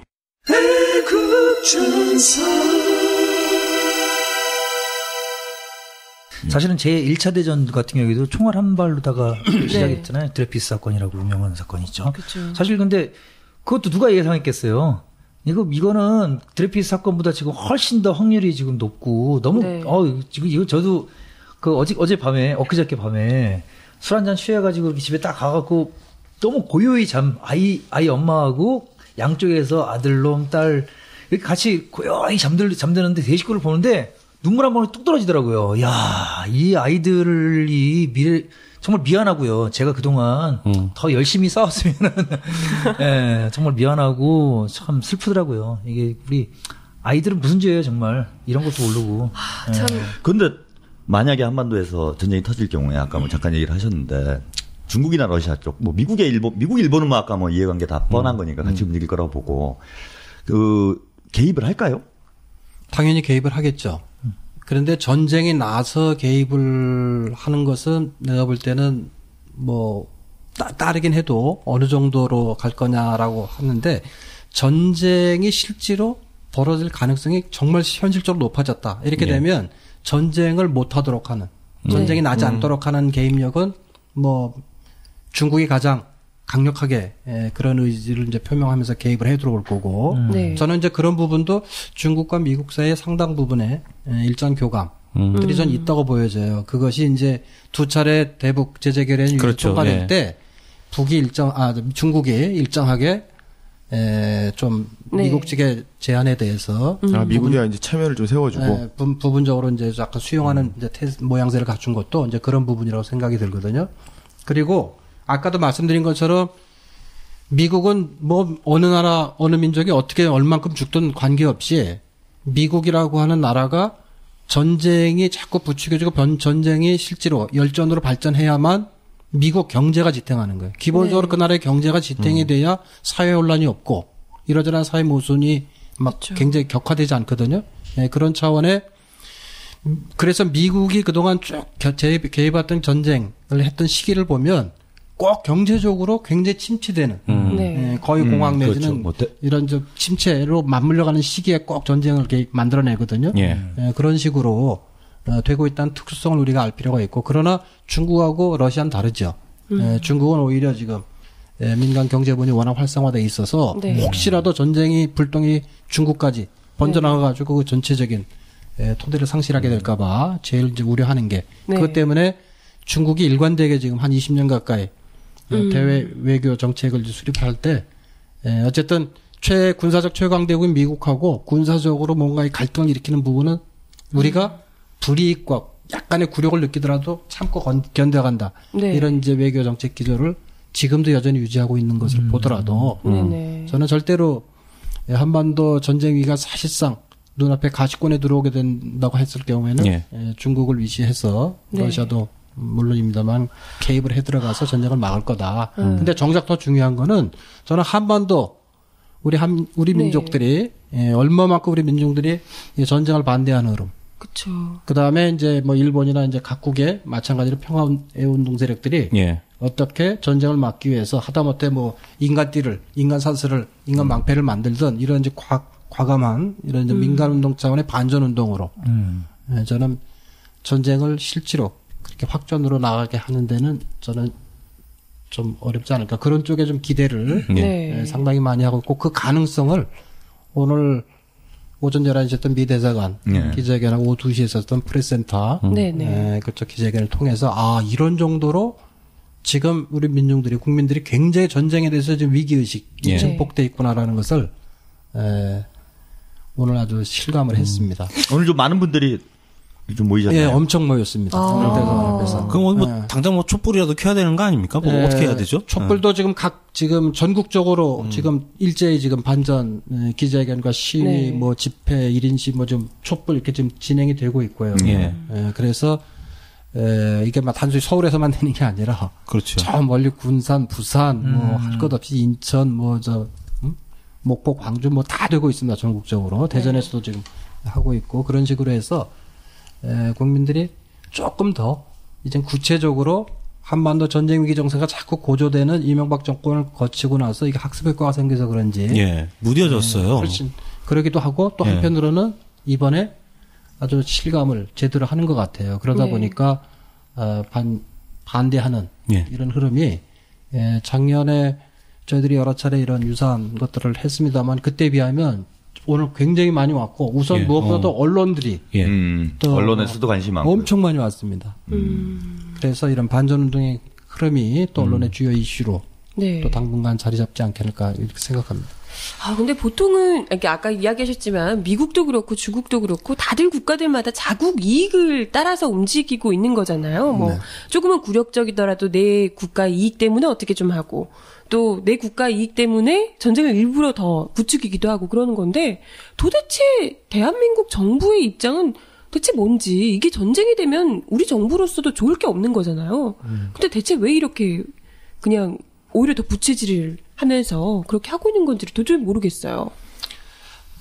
그거는 제가 볼 때는 뭐 각국도 비슷할 텐데 이게 국민의 지지, 정통성을 부여받은 이런 이제 정부의 정체성이 취약한 정권일수록 사실 안보 이데올로기, 이 전쟁 고조 정책 이런 걸 통해서 자신들 국내 내부 모순이나 그다음에 통치권 내부의 모순들을 해결해가는 이런 것들을 기본적으로 써왔습니다.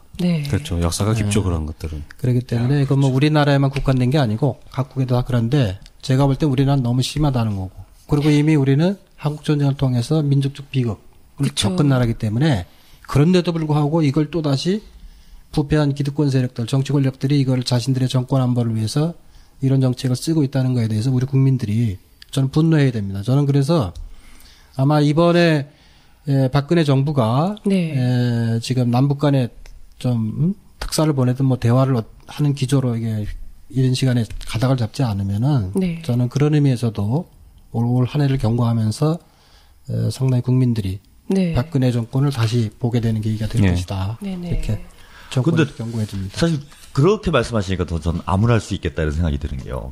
5년 내내 이럴 가능성이 있는 거 아닙니까? 지금 성군 정치하고 계시다니까 우리 레이디 각하께서. 그러니까 5년 동안 지금 취임도 하기 전에 지지율이 40%대가 나오는 정부가 뭐 아무래도 대한민국 역대 모든 정부가 다 그랬잖아요. 뒤로 갈수록 지지도 빠지게 돼 있고 민심 위반이 일어나게 되는데 그러면 이제 기댈 때가 이런 거밖에 없는 거 아닙니까? 뭐 북한 뭐 어떻게 해가 이른바 북풍이라고 그러죠. 뭐 이런 거나 아니면은 안보 위기나 해서 국민들 동원하는 뭐 항시적인 어떤 전시체제 비슷하게 그렇게 갈 하겠죠. 수도 있는 거 아닌가요? 네, 당연히 저는 그렇게 할 거라고 봅니다. 그런데 문제는 과거처럼 약발이 먹히느냐, 약효가 얼마나 되느냐 이거에 대해서는 저는 계속 반감이 되고 있기 때문에 우리 역풍을 맞을 거다. 그렇죠. 학생들한테 문자가 많이 오더라고요. 카톡도 많이 오고. 예, 전쟁 나냐고? 선생님, 몇 퍼센트? 교수님 몇 퍼센트?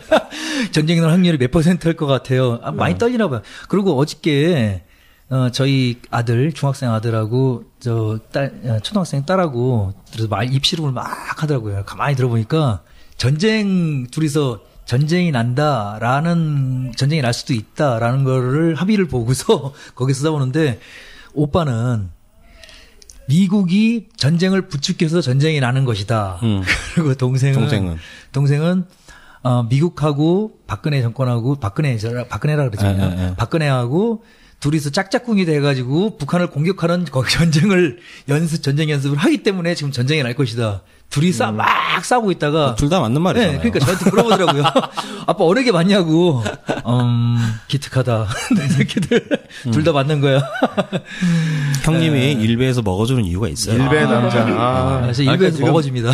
희한한 거예요. 뭐냐면은 그 어린 학생들도 그러니까요. 위기감을 느낄 정도라면은 실제 체감되는 네, 위기의 어떤 감도 자체가 저희 이전하고 완전히 다른 거다 지금. 네, 저희 아이한테도 그 문자가 왔는데 친구들한테 내일 학교 휴교라고. 신문에서 봤어요. 네, 그래갖고 보니까 나중에 그거 아니라고 아빠 확인해 보겠다고 막 이렇게 보니까 그런 휴교령 괴소문이 퍼지고 있다. 예. 그러니까 얼마나 무서운 거예요 국민들이.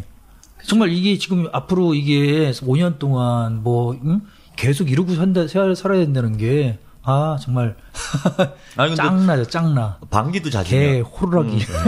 방귀도 잦으면 뭐가 나온다고. 그러니까. 사실 5년을 계속 이러면은. 언젠가 한번 일어날 수 있어요. 뭐가 부딪혀도 부딪히고. 전 정부 시절에만 봐도 천안함 사건이건 연평도 사건이건 유례가 없는 일이었잖아요. 그렇죠. 예. 근데 그게 벌써 그런 일들이 두세 번씩 벌어진 거 아닙니까? 그렇죠. 근데 이게 지금 사실은 전 정권과 지금 박근혜 정권 연장선에 있는 그렇죠. 정권이기 때문에. 전반전, 후반전. 네, 후반전이 된다는 거예요. 그러니까 이미 누적되어 있는 게 있는 상태에서 또 일이 벌어지는 거라 이거는 더 크게 나갈 가능성이 충분히 지금 있는 거 아닌가. 전반 5년, 후반 5년. 끔찍해. 5분도 있는데. 스포츠 경기 근데 우리 국민들이 잘 아셔야 되는 게 연장전 할지도 모른다. 연장전은 막아야 되지 않겠냐. 연장전 막아야죠. 열심히 뛰어서 연장전 막아. 아니, 연장전이 아니라 이거 야구 용어로 하면은 벤치 클리어링이나. 벤치 클리어링. 그러니까 게임이 끝나는 거잖아요. 하고 난투기 벌어지고 지금 이 상황으로 가 있는 그러니까, 거다. 맞아요. 이게 왜 9회까지 해가지고 뭐 승부를 보는 이런 상황도 아니고. 맞아요. 이게 1회전에서 싸움박질이 날지 2회전에서 싸움박질이 날지 모르는 지금 형들이고. 빨리 관객들이 병 던져가지고 게임 중지시켜야 돼요. 그리고 북한이 지금 되게 세게 얘기하는 거는 뭐 사실 아닙니까? 그리고 이미 전시 상태에 들어가 있다. 뭐 평양에 있는 버스들은 위장막까지 그렇죠. 운행을 하고 있다. 외신 사진으로 접하면 볼 수도 있어요. 예, 뭐 이런 상황인데 북한에서는 어떤 뭐 자신감이 있는 겁니까 지금? 자신감이라기보다는 어쨌든 실제로 현재 전쟁 위기 상황을 어쨌든 인민들에게 다 알려야 되고 아울러서 거기는 뭐 어쨌든 권력과 인민이 일심단결하는 이제 그런 좀 독특한 기초해서 이게 사실은 상대할 수밖에 없는 거거든요. 그런 의미에서 과거에 클린턴 정부 올브라이트 장관이 가서 이제 아리랑 공연 10만 그 공연을 보고서 거기서 북이란 독특한 나라의 그 엄청난 잠재력을 보면서 대화 기조로 돌아섰듯이 그런 견활한 기세, 그것이 저는 과거 이제 김정일 국방위원장이 했던 얘기와 일맥상통한다고 봐요. 전쟁이만 나면 다 죽는데 우리만 죽지 않는다. 지구상에 누구도 살아남지 못한다. 우리와 전쟁하는 세력은. 이런 것을 통해서 저는 이제 어쨌든 권력과 인민의 일심 단결된 이런 기세를 갖추는 것이 저는 제일 중요하다고 봐요. 솔직히 얘기하면 저는 우리 국민들 이렇게 묻고 싶어요. 실제로 전쟁 가능성이 현실적으로 높아졌다. 이렇게 되면 내가 그러면 내가 총 들고 전쟁에 나가겠다고 결의하는 사람이 누가 있느냐. 대통령서부터 장관서부터 국회의원들 다 둘러보자 이거. 저는 그런 것에 대해서 명실공히 정면으로 우리가 문제제기를 할 수 있어야 된다. 왜 이런 얘기 말씀드리냐면 2000년 효순이 미사일 때문에 방미투쟁으로 집행위원장으로 갔더니 그때 미국의 3대 신문이라고 하는 LA타임즈 대기자가 우리 재미개표 여성이더라고요. 그 양반하고 대형 지면 엄청난 큰 지면 2개를 전체를 하상일 목사님하고 저하고 같이 인터뷰를 하는 과정이 있는데 끝나고 나서 그 양반 해준 얘기가 있어요. 그동안 자기가 한민족으로서 자긍심이 너무 부끄러웠었다는 거예요. 왜 그래요? 그랬더니 남쪽의 고급 기득권 세력들이 무슨 뭐 장관 출신의 사회다 뭐다 해가지고 와가지고 거기에 와서 원정 출산해가지고 미국 시민권 얻어가 미국 국적 갖고 있다가 나중에 그것이 사실은 사회 문제가 돼서 과거 정권 시절에 이제 국적 정리 일제 요구를 하면서 할 때도 국적 포기 안 했어요. 대표적으로 그 서종철 국방장관 참모총장 출신 서종철 손자도 대한민국 국적 포기하고 미국 국적 가지고 있단 말이에요. 그런 식으로 지금 기득권 세력들이 이미 피할 수 있는 곳을 다 만들어 놓고 그래서 자기가 같은 한민족의 구성원이라고 하는 것에 대해서 너무나 수치스러웠다. 진짜. 그런데 효선이민의 그 사건을 보고 많은 국민들이 평화스럽게 촛불을 들고 전국적으로 전 세계를 퍼져나가는 거 보고 그때 대단한 자부심을 역시 우리 한민족이 이렇게 우수하구나라고 하는 자부심을 그때 느꼈다는 얘기를 저한테 이제 해주셨고요.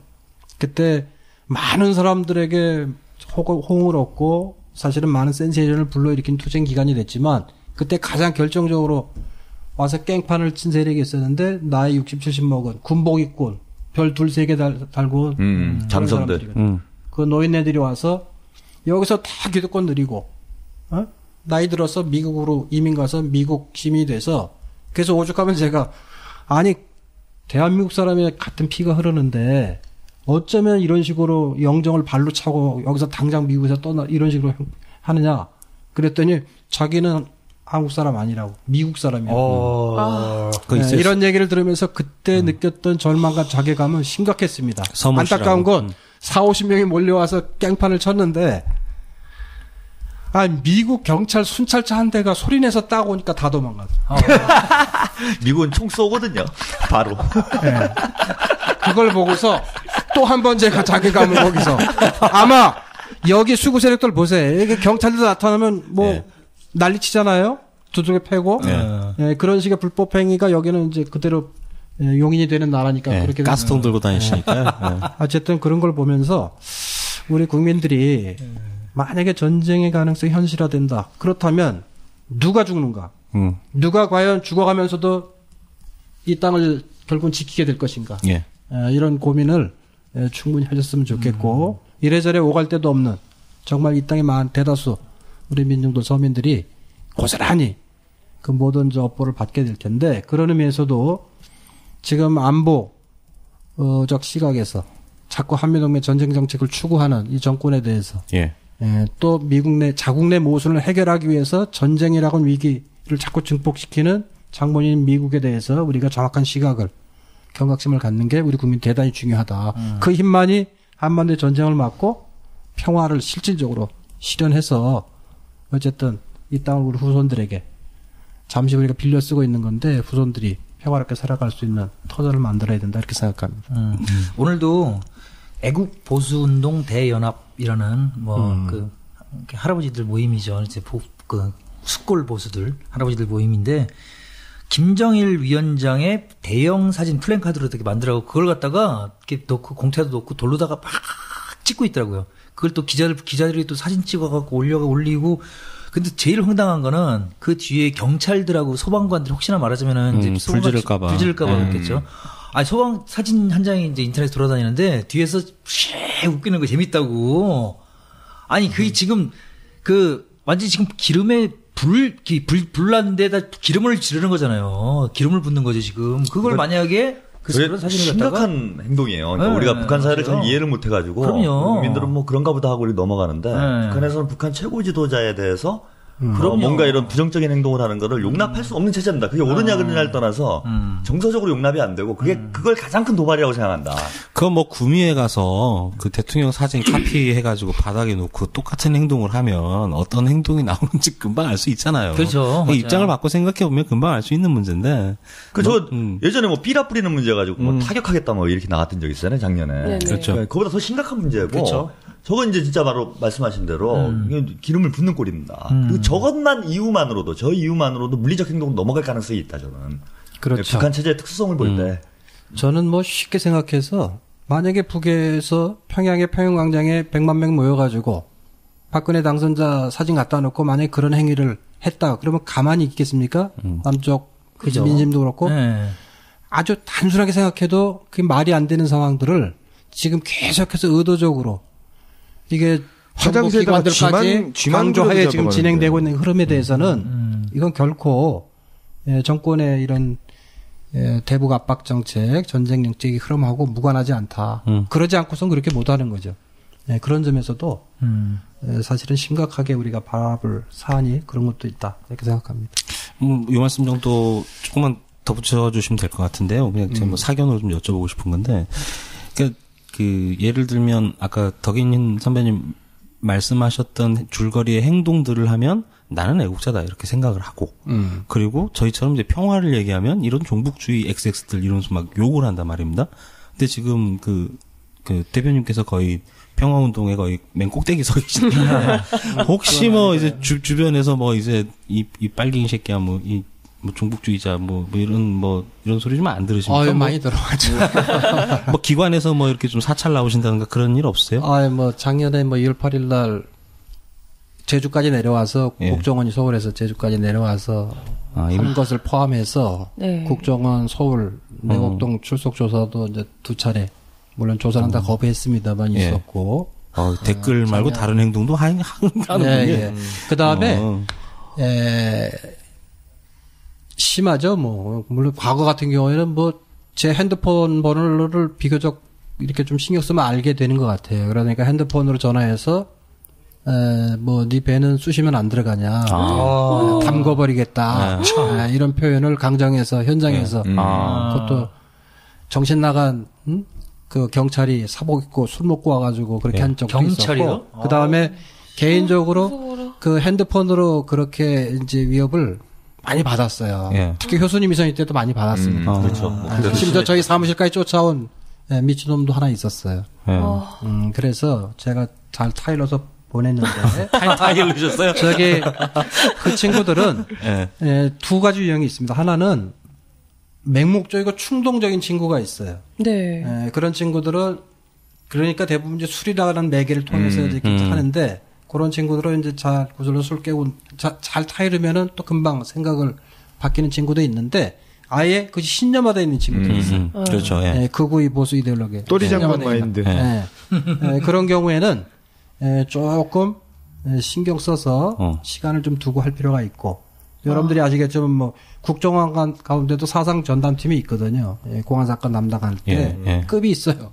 그래서 누가 들어오면은 어느 급에서 나와서 이렇게 이제 사상 투쟁한다고 생각하는 거죠. 서로 이제 그래서 제가 처음에 국정원 갔을 때도 제가 이제 학사장교 출신인데, 아니 장교 출신인데 애국관이면 이제, 그래서 당신이 생각하는 애국관하고 내가 생각하는 애국관이 다르다.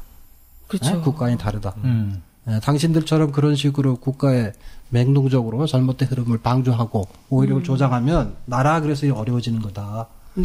난 그런 입장하고 정반대다 하고서 이제 얘기를 하는데, 그런 면에서 우리가 상당히 이런 흐름에 대해서도 잘 파악을 해야 되지만, 또 한편으로는 단순합니다.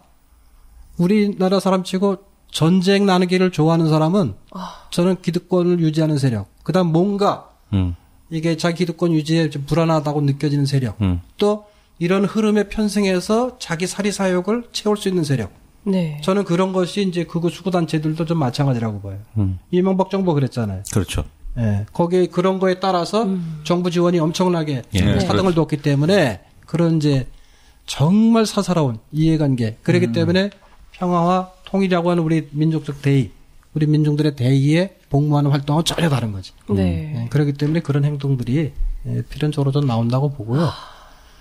그러니까 저는 저런 행위들은 조급한 측면에서 나온다고 또 한편으로는 그런 생각도 들게 합니다. 예컨대 뭐 미국을 어떻게 볼 거냐, 뭐 혹은 뭐 복지 정책을 어떻게 할 거냐, 이런 건 이제 이념적 문제라고 할 수 있어요. 그래서 뭐 좌우가 좀 대립도 하고 뭐 경쟁도 하고 뭐 이런 거 있을 수 있는데, 저는 이제 평화라는 가치가 이념이냐 이데올로기냐, 이게 절대 그렇죠. 아니거든요. 생존권 투쟁이죠. 네, 평화냐 전쟁이냐는 어떤 이데올로기 문제가 절대 될 수가 없는 문제입니다. 그렇죠. 그리고 절대적으로 옹호돼야 될 가치가 평화라는 거예요. 이게 무너지는 순간 뭐 내가 보수주의자건 진보주의자건 누구나 다 피해를 입게 되는 거기 때문에 공이. 올킬이죠, 올킬. 네, 이거는 좌우 대립에 이미 발생하면 안 되는 문제라는 겁니다. 근데 좀 요즘에 우리 사회를 보면서는 끔찍하다는 느낌이 든 게 바로 거예요. 이런 것까지도 어떤 정치적인 경쟁의 수단. 그렇죠. 예. 이데올로기 대립의 수단으로 사용한다라는 거는 이건 정말 파렴치하고 위험천만한 행동이라고 봅니다. 그래서 평화는 우리 모두 북한에 있는 동포들도 마찬가지고요. 남쪽에 있는 사람들 돈이 많은 사람이건 적은 사람이건 사실 저는 돈 없는 사람이 전쟁 나누면은 더 이해하는 게 없다고 봐요. 잃을 게 없으니까 나는 원래 없으니까. 그러니까 전쟁 나가면 저 같은 사람은 뭐 크게 없습니다. 죽는 거죠 그냥. 그거지. 그거 다 똑같잖아요. 너도 죽고 나도 죽고. 근데 돈 있는 사람은 사실 더 많이 잃잖아요. 그렇죠. 전쟁 나면 제가 보기엔 제일 크게 손해 보는 분은 이건희 회장의 가능성이 높습니다.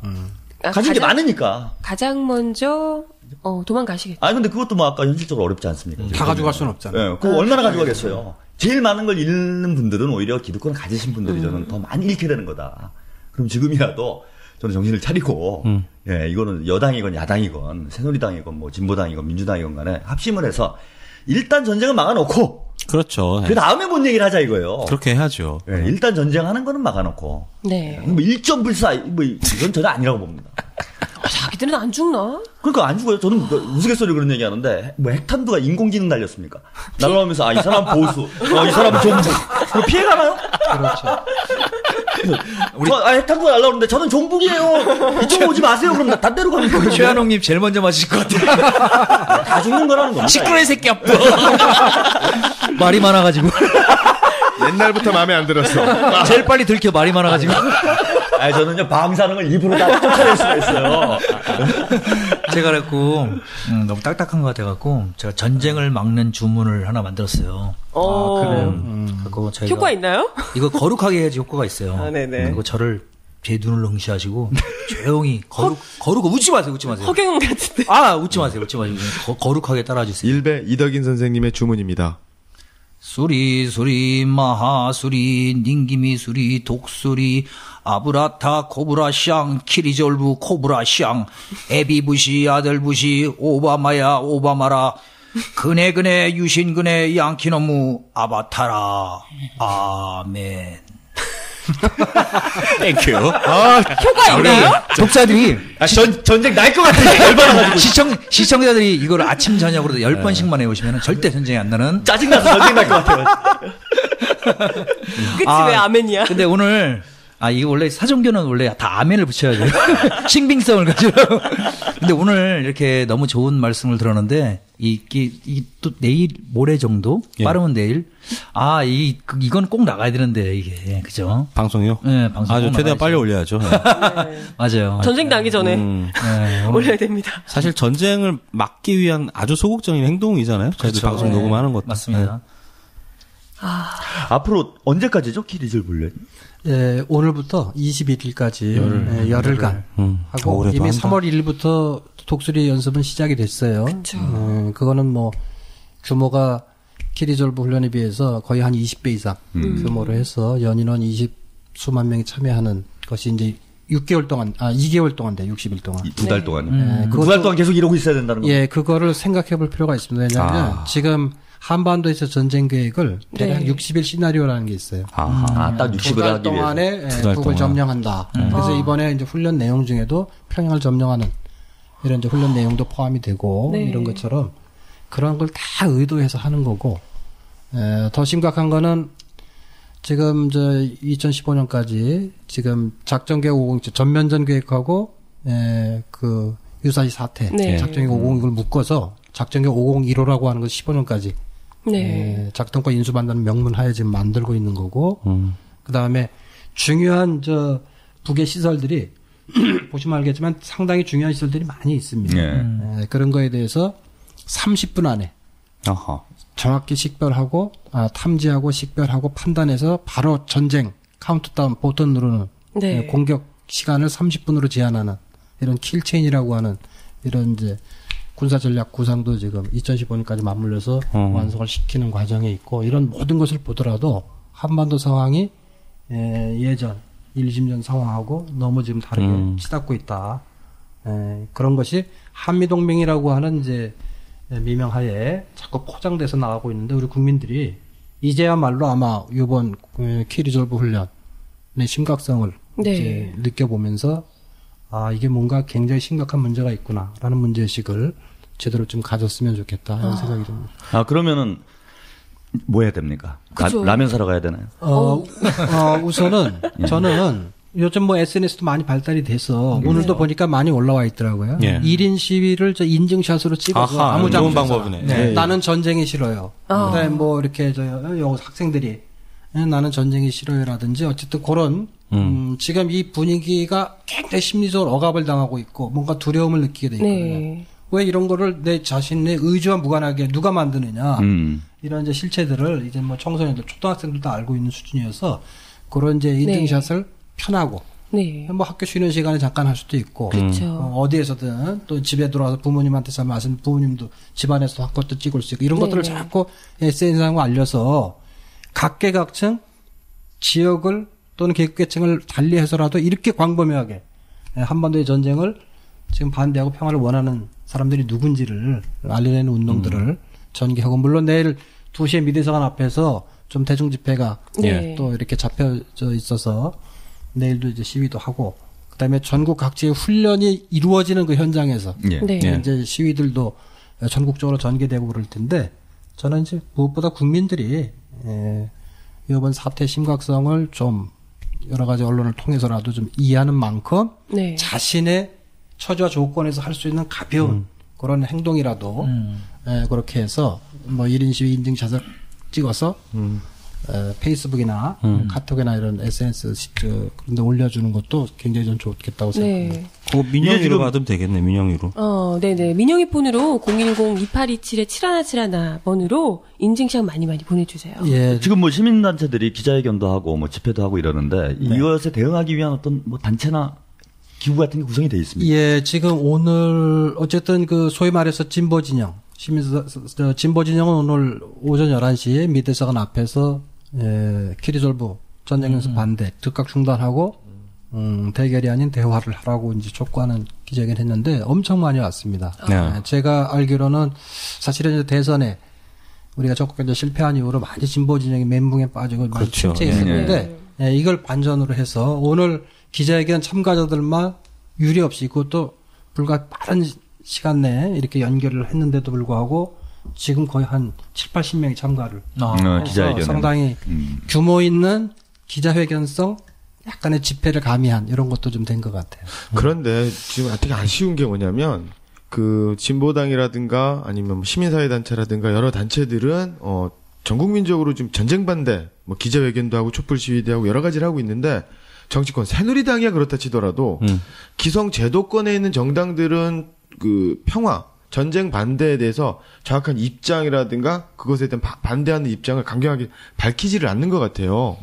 오히려 이런 상황을 이용해 먹는다고 그런 식으로 성명을 발표하더라고요. 평화라고 얘기하면 또 종북이라고 몰릴까봐 지금 그런 걸 두려워하는 것 같은데 그게 좀 잘못된 거죠. 그렇죠. 현상 자체가. 네, 지금 우리가 평화 얘기하는 게 북한의 평화를 얘기하는 게 아니고요. 대한민국의 평화를 가장 먼저 얘기하는 겁니다.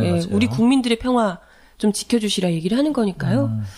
네. 그리고 뭐 지구상에 살고 있는 모든 나라 가운데 성문헌법을 채택한 나라는 그 헌법에 평화를 유지해야 된다라는 것이 안 들어간 나라가 없습니다. 그렇죠. 전쟁을 해야 된다 우리나라는 뭐 이런 걸 써놓는 나라는 없습니다. 평화적 생존권이 그 국가 이 주권 가운데 가장 국민들에게 주어지는 최소한의 기본권이기 때문에 항상 그 명문 조항이 있어요. 그런데도 불구하고 전쟁하는 세력들은 뭔가 불순한 의도를 가지고 하는 기득권 세력들은 따로 있다. 그런 걸 좀. 네, 이제 마무리를 좀 슬슬 해보겠습니다. 오늘 장군님 나이스샷 편을 함께 하셨는데요. 참 쌍콤한 제목과는 달리 참 침울한 분위기에서 살 떨리면서 저 오늘 몇 번이나 소름이 돋았어요. 정말 전쟁 날까봐. 가스관 무서웠어요. 가스관. 네, 가스관 얘기 들으니까 정말 무섭더라고요. 작년에도 하고 재작년에도 하고 이 전쟁 연습 계속 해왔으니까 뭐 올해도 또 하는데 뭐 별거 있겠나 이렇게 대수롭지 않게 생각하시는 분들 많으셨을 거예요. 하지만 여러분, 지금 여러분은 가스가 가득 찬 방 안에 서 계시다는 것을 꼭 인식하셨으면 좋겠습니다. 거기에다 저기서는요, 누군가가 이 라이터를 켜내 만에 성냥을 극내 만에 지금 계속해서 위협을 하고 있는 상태입니다. 우리 평생에 겪을 것이라고 정말 생각하지도 못했던 그 전쟁 위기. 경제난을 타개하기 위해서 돈 벌려고 혈안이 된 미국, 그리고 한국 전쟁에서 이미 톡톡히 덕을 봤던 일본. 대체 누가 이 땅의 평화를, 대한민국 국민들의 목숨을 지켜줄 수 있을까요? 국민들을 지킬 생각도 하지 않고 선제 공격 운운하는 골프 치는 군 장성들, 또 군 미필 전부가 아니라 생떼같이 이쁜 내 새끼들, 사랑하는 내 가족을 지키고 싶은 우리 국민들의 간절함만이 한반도를 지켜줄 수 있습니다. 전쟁이 시작되면요, 그 어느 누구도 살아남을 수가 없습니다. 그리고 이미 그 전쟁은 시작되고 있는지도 모릅니다. 부디 전쟁을 막아주세요. 여러분의 사랑하는 사람을 여러분의 손으로 지켜주세요. 정전협정 백지화가 선언되고 키리졸브 훈련이 시작된 전운이 감도는 한반도의 위험지역 서울, 그것도 청와대 인근에서 생방송 애국전선 시즌3 애로전선 장군님 나이스샷 편 함께 하셨습니다. 오빠들 잘 자요. 양키 개양키 입에 거품 물고요 키리졸부 독수리 전쟁 연습 갑니다.